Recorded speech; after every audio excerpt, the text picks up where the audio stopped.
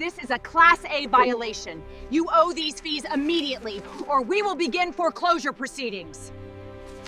Blue lights flashed across my living room wall while cold air leaked through the mail slot.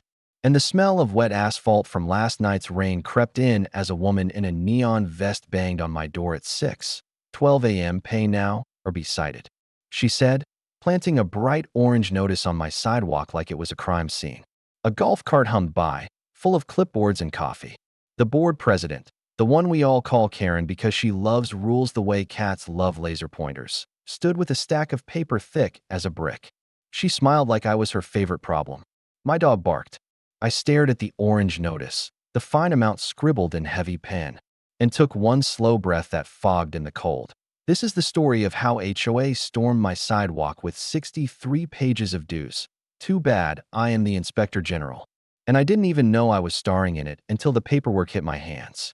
She handed me a packet the size of a phone book and said I owed back dues for grass height, mailbox paint, and a garden gnome with a chipped ear. The file landed with 63 pages and smelled like toner. Page 2 said I owed $350 by 9:00 p.m. tonight, or they would place a lien. Page 7 said my porch light was the wrong color temperature. At the bottom, a line. Failure to comply may result in legal action. My coffee went sour on my tongue that I tried to reason. I called the board at 10:15 a.m. The phone rang, clicked, and then silence. I sent an email with screenshots of my last payments on May 3rd, 2024 and July 1st, 2024. No reply. At the clubhouse, neighbors stood 6 feet apart like we were waiting for bad news. I asked to speak during open comments. Karen stared over me. "We are not entertaining personal disputes," she said. A man in a visor looked down at his shoes. Another neighbor whispered, "Don't push them. They'll come for you." Timeline item 1, April 5th at 4:27 a.m. false trespass call. Timeline item 2, May 7th at 6:58 p.m. citation for a trash can left out 30 minutes. Patterns of false reports can be prosecuted. My line in the sand drew itself. The thing about lines is I measure them for a living. I'm the Inspector General for a state office that audits local contracts and compliance, completely separate from our HOA, but I know how rules work. I promised myself to use proper channels only. I opened my laptop, and the keys started to sing. I lined up photos, emails, and call logs in a binder. I pulled the HOA bylaws from the portal and printed the parts about notice requirements and due process. I checked the state open meetings law. Meetings need agendas posted 24 hours ahead. Votes must be recorded.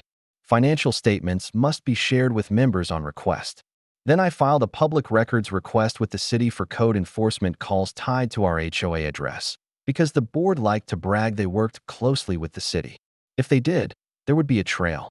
If they didn't, I'd find that too. The payoff twist started at the next board meeting, Friday at 7:00 p.m., when I arrived early with a rolling cart and a smile. Karen clicked her mic and moved to skip member comments. I raised my hand, calm as a pond. "Before you move on," I said, "I have a compliance report for the record." The room stilled. I slid a thumb drive to the secretary. On the screen behind her, my timeline appeared in giant letters. Timeline item 1, April 5th at 4:27 a.m. false trespass call. Then videos, my doorbell camera showing no one on my porch. Their citation pretending there was. Next slide, the city's response to my records request. 0 valid city enforcement actions tied to our HOA the past 12 months, but 11 calls made by the same board member's number. Next, the dues ledger with my bank receipts stamped paid. Then the kicker, minutes from a closed-door vote taken without notice, allocating $2,000 to a landscaping company owned by the secretary's brother. Gasps rolled through the room like a wave. Phones rose. Neighbors recorded. Someone whispered, "Oof, they cooked their own goose." The chat in our neighborhood app lit up with laughing emojis and popcorn gifs as the live stream ticked up to 240 viewers.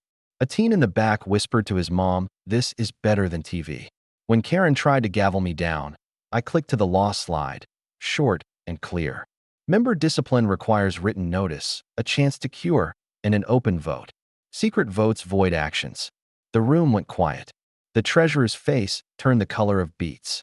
My final slide held 2 sentences and a form. I filed a complaint with the State Consumer Protection Division and a request for a special election under our bylaws. My voice stayed steady. I'm not here to fight. I'm here to fix. Then came the authority flip. The city council liaison, who had slipped into the back row, raised a hand and asked for the floor. He asked the board to pause actions pending review. 2 officers walked in because someone had called about a disturbance. The liaison briefed them in a low voice. The officers watched 2 minutes of my presentation, then nodded. One officer asked the board to explain the 11 calls from one phone. Another officer said this is civil, but false reports are not. The inspector general title on my badge didn't scare them. The evidence did.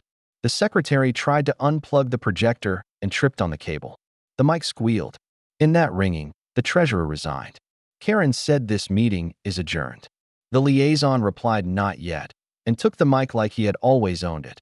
After that, it felt like spring after a long, weird winter. The city opened an inquiry. The state logged my consumer complaint. Our neighborhood held a special meeting on a sunny Saturday at 10:00 a.m. 33 homes showed. We voted in a new board with a teacher, a nurse, a retiree, and the guy who grills for everyone on the 4th. The fines were voided. The lien threats dissolved. The landscaping contract was rebid and came back $1,200 cheaper. Karen kept her house, but not her power. She also got a written warning from the city for misuse of 911 after the 11 needless calls. I painted my mailbox, just to end the joke. Peace returned like the smell of fresh-cut grass on a Sunday. My dog finally napped on the porch without a clipboard hovering. And me? I set my binder on a shelf where I can reach it, just in case the laser pointer starts bouncing again. Please follow for more HOA showdowns like this. Do you think she got what she deserves? Comment below.